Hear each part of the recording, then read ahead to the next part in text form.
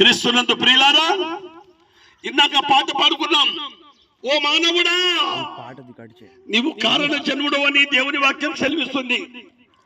దేవుడైన యెహోవా నేల మట్టితో నరుని నిర్మించి నాసికారంధ్రములలో జీవవాయువు ఊదగా నరుడు జీవాత్మాయను. జీవాత్మ కలిగిన మానవుడు పాపము అనే విషము కక్కుతున్నాడు. పాముకు పాలు పోస్తే అది ఎంతవరకైనా పాలు తాగి తాగి తాగి తాగి తాగి ఏం చేస్తుందండి? ఒకరోజు కాటు వేస్తుంది. అయ్యో నేను పాలు పోసిన పాము అని వాడు ముద్దు పెట్టుకుని పోతే వాడికి మూతికి కరుస్తుంది. చూశారా? పామైతే ఒక్కసారి కరుస్తుంది, కానీ మానవుడు దినదినం కరుస్తూనే ఉన్నాడు. మానవుని దగ్గర నిలువెల్ల విషయం ఉంది. మరి పాముకు కూరల యందు విషం ఉంటుంది, ఈగకు కొండ యందు విషం ఉంటుంది, మరి తేలుకు కొండ యందు విషం ఉంటుంది. మానవునికి నిలువెల్ల విషము. విషపూరితమైన మానవుడు మరి పెదాలతో ఎంతో మంచి మంచి మాటలు అంటాడు. మరి హృదయంలో కత్తెర, ఎప్పుడు చంపాలా, ఎప్పుడు పొడసాలా, ఎప్పుడు తన్నాలా, ఎప్పుడు దోచుకోవాలి, ఎప్పుడు వాడి కుటుంబం కొరకు ఏదైనా చేయగలడు, ఎన్ని కొంపలైనా ముంచగలడు, ఎంతమందికైనా చంపగలడు. అదే అండి, ఓ మానవుడా, పాపం అనే విషయము నీ ఉన్నది. మొదటి మానవుడు ఆదాము ఏదేను తోటలో ఉన్నప్పుడు విషాన్ని చిమ్మాడు అపవాది సాతానుడు.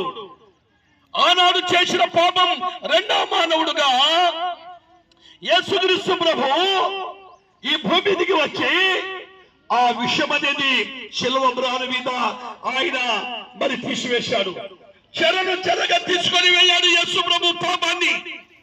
యేసుక్రీస్తులో ఆయన నిత్యత్వం ఉంది. మొదటి మానవుడు చేసిన ప్రతి పాపానికి లోకంలో పాపం వచ్చేసింది. ఆ పాపంలో మానవులందరూ వ్యభిచారం చేస్తున్నారు, దొంగతనం చేస్తున్నారు, మోసం చేస్తున్నారు, అబద్ధాలు ఆడుతున్నారు. ఇలాగా చేసి చనిపోయి నరకానికి, అగ్నిగుండానికి, పాతాళానికి జారిపోతున్నారు. అందుకే ప్రభువైన యేసుక్రీస్తు అంటున్నాడు, ఓ మానవుడా, పాపం అనే విషయం నీలో ఉంది. ఆ విషయాన్ని నీవు కనుక్కోవాలి. రా, పరిశుద్ధమైన నా రక్తం చేత నిన్ను కడుగుతా అంటున్నాడు.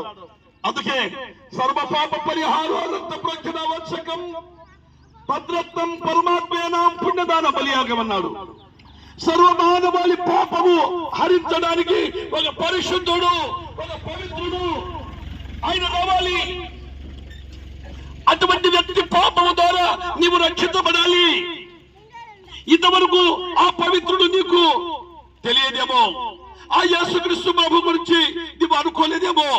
ఈ మేడ నాదనుకున్నావు, ఈ మిద్దె నాదనుకున్నావు, ఈ బైకు నాదనుకున్నావు, ఈ ఆటో నాదనుకున్నావు, ఈ ఫ్లాట్ నాదనుకున్నావు. ఏది నీది? ఊపిరి ఆగిపోతే ఏది లేదు నీది. నీ వట్టి చేతులతో వచ్చావు తల్లి గర్భంలో. వెళ్ళిపోయేటప్పుడు కూడా వట్టి చేతులతో వెళ్ళిపో. రాత మరి రతన్లాల్ టాటా రతన్ 1000 కోట్ల రూపాయలు అన్ని విడిచిపెట్టి టాటా బై బై అనుకుంటూ వెళ్ళిపోయాడు. పట్టుకోపోయాడా?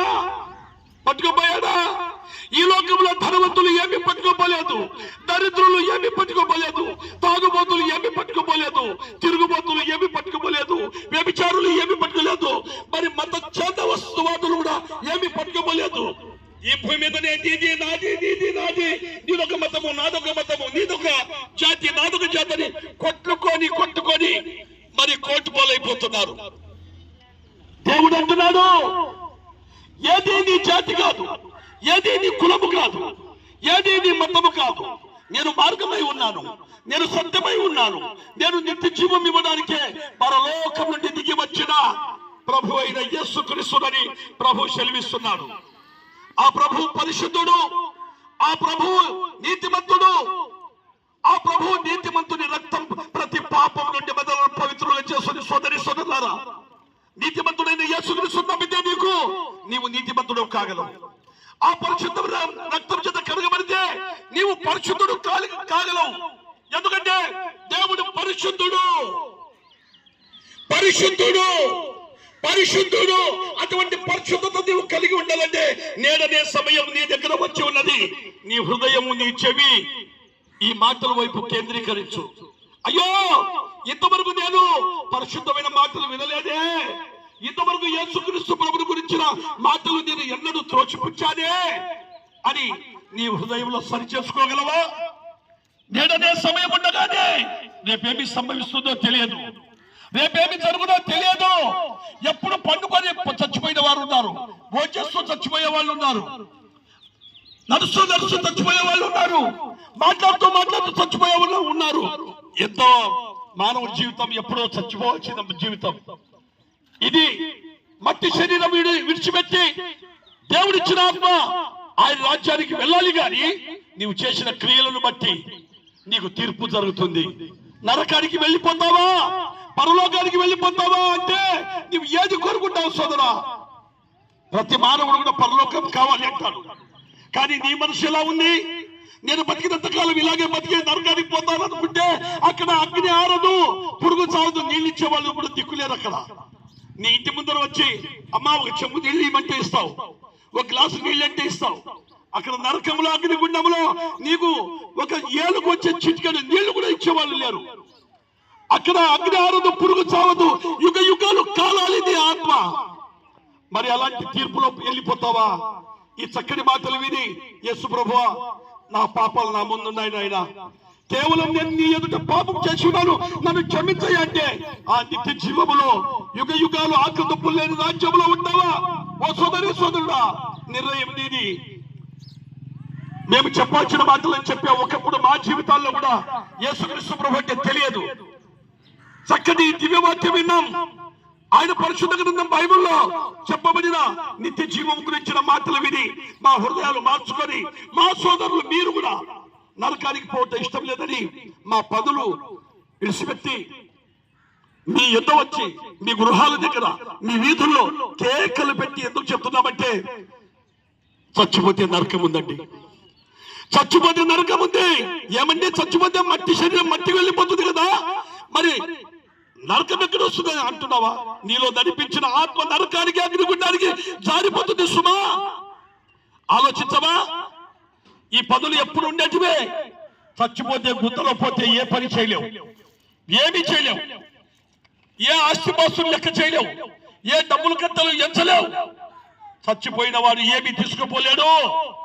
నీవు చావక ముందరే, నీ బ్రతుకు మట్టిలో కలవక ముందరే రక్షకుడైన యేసుక్రీస్తు నమ్మి నిత్య జీవం పొందుమని నేడే రక్షణ సమయం. ఆలోచించిన నరకం, అగ్నిగుండం, పాతాళం, ఆ అగ్నిగుండం పాతాళం తప్పించుకో.